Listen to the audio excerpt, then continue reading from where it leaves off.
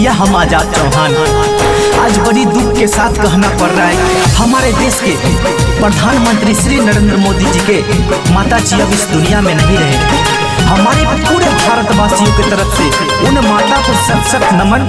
भगवान उनकी आत्मा को शांति प्रदान करे, शांति प्रदान।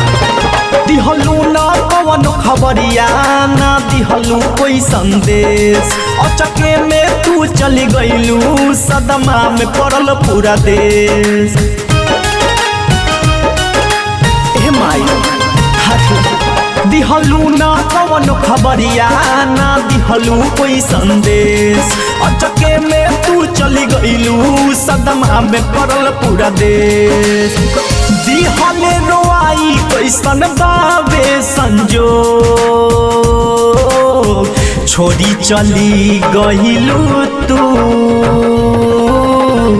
रोता बे पूरा देशवा के लोग, छोड़ी चले गईलू तू, रोता बे पूरा देशवा के लोग, छोड़ी चले गईलू तू, रोता बे पूरा देशवा के लोग।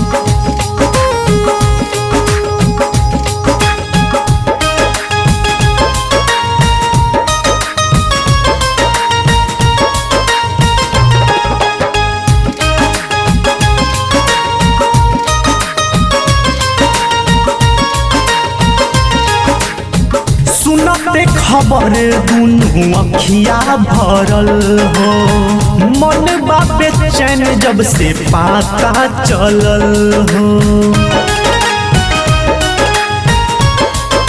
ए माई सुनते खबर दुनू अखिया भरल हो, मन बापे चैन जब से पाता चलल हो। खुशिया में रहे सभे आइल के सो, छोड़ी चली गईलू तू, रोता बे पूरा देशवा के लोग, छोड़ी चली गईलू तू, रोता बे पूरा देशवा के लोग।